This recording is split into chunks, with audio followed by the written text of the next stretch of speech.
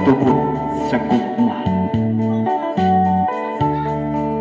Kay ang gugma ko mura lang man o gidula-dulaan ubang sa usa ka binuhat.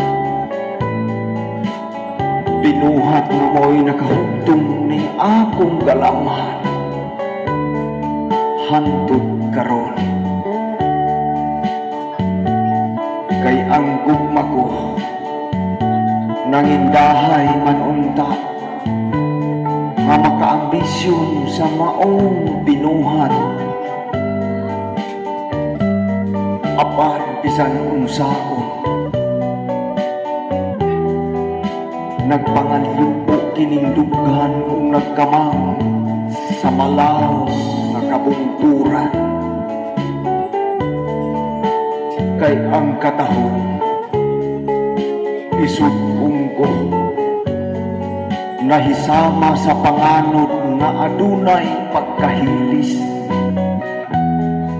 nahimama sa asin ngagikan sa kadagatan. O gugma,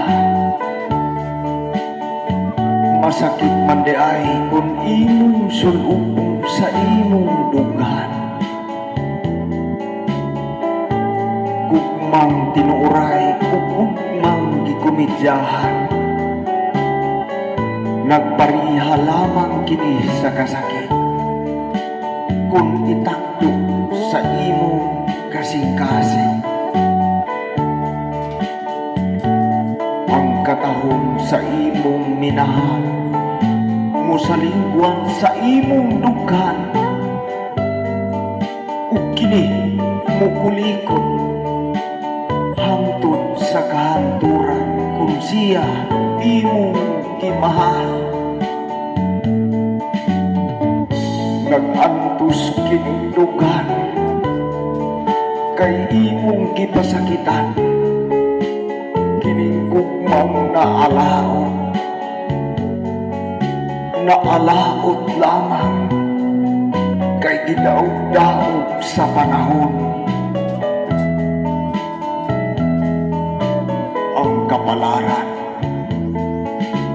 magbugtaw kini samtang maglawig ang imong kinabuhi ining ibabaw sa kalibutan.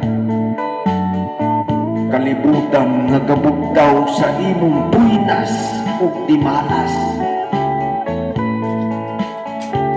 Kay ang gugma nga imong gidaladala pulawanon kini alang sa imong minahal. Minahal nga way pagluban kung kini gibati sa imong kasing-kasing. Apang niining tanan dawaton ko na lang samtang naghingapod ang laing kaswertihon sa akong gugma.